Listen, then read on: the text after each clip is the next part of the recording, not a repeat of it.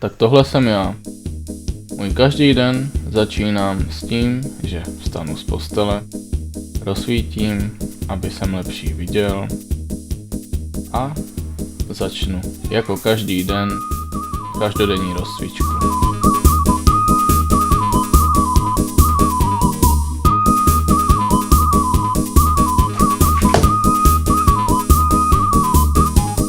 Po rozcvičce si jdu ustlat postel, vyřídím hovor a potom všem, co mě všechno zmohlo, tak se krásně dehydratuji.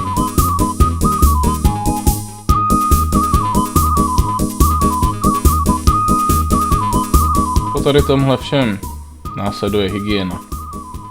Takže jdu na záchod, udělám potřebu a vyčistím si zuby.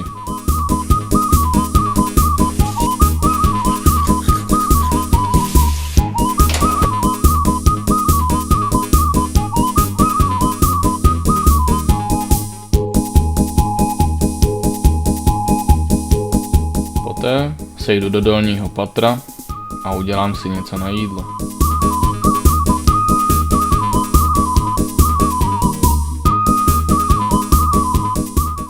Nesmí k tomu chybět také káva, abych měl víc energie.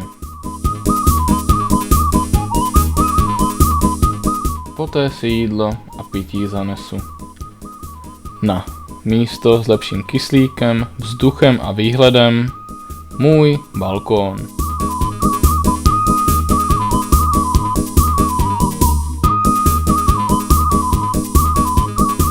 Vytáhnu příbor a jde se na to.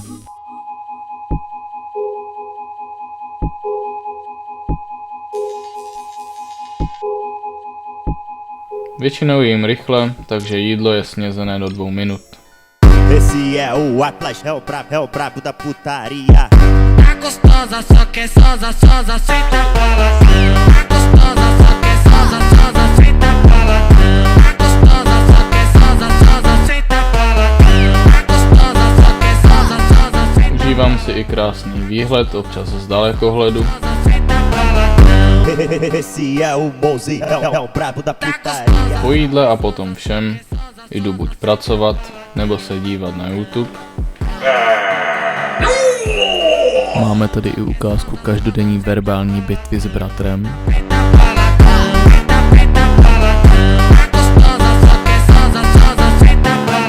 Esse é o Atlas, é o brabo da putaria. Po práci následuje zábava. Většinou si jdu zahrát šipky na uvolnění.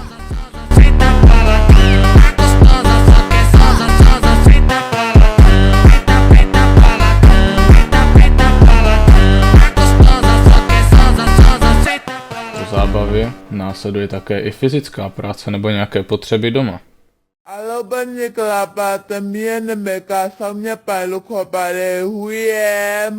Někdy si i pro radost koupím a otevřu Pokémon kartičky.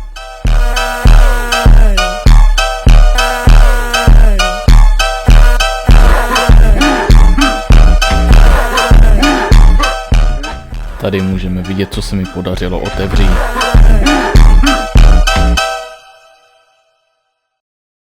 Jedeme!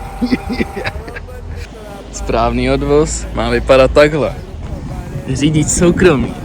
Stoupneme si. Dobrý.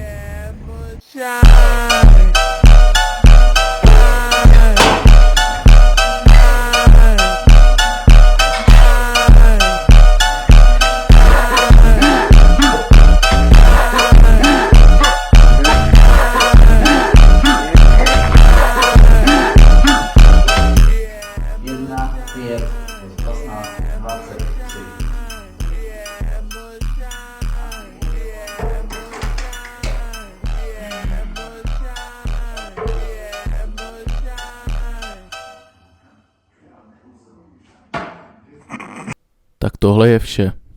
Já se vás ale ptám, našli jste alespoň 3 chyby, co se vyskytly ve videu? Tohle je takové přezkoušení, jestli jste vůbec dávali pozor.